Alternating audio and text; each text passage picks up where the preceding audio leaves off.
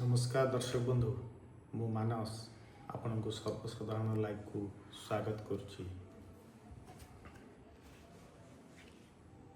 साधारण लोकों स्वर साजी सर्वसाधारण खबर कागज बंद हो जावा परे सही स्वर को डिजिटल माध्यम रे आगे नेवा पई सर्वसाधारण लाइव आरंभ करा जायछि।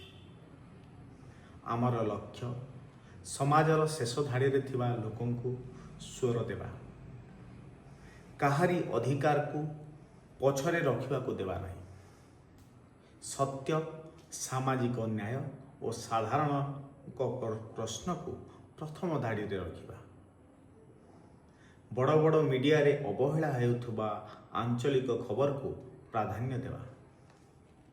आम विश्वास करुछु सत्य साहस और सर्वसाधारण स्वर सहित ए डिजिटल चैनल समाज रे प्रभाव पकेब।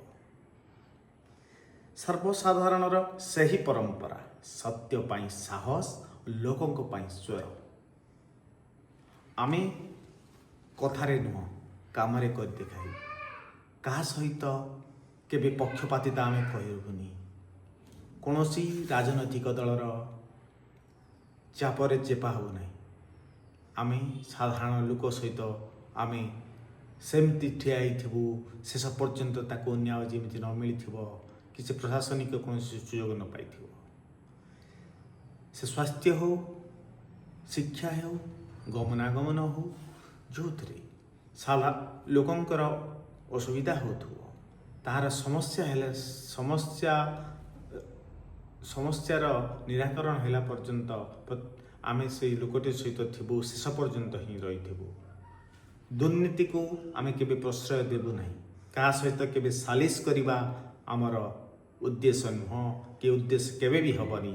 सत्यर स्वर सहित साथ दे आमे आमर सर्वसाधारण लाइफ को आगे नेबु। साधारण लोकटर स्वर होई आमे ही समाज रे छिड़ा हेबु।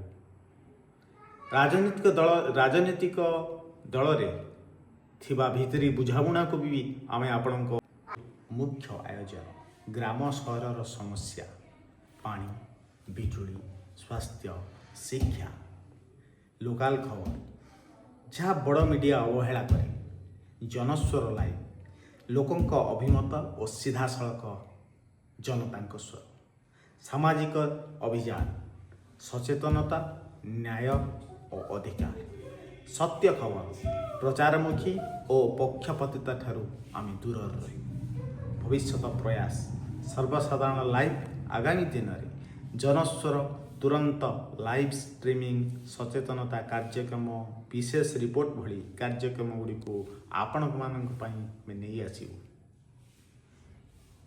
सर्वसाधारण लाइव रे सत्यर आस्था लोकों पाई अविरत स्वर सर्वसाधारण गाँव राजधानी साधारण कथारे करे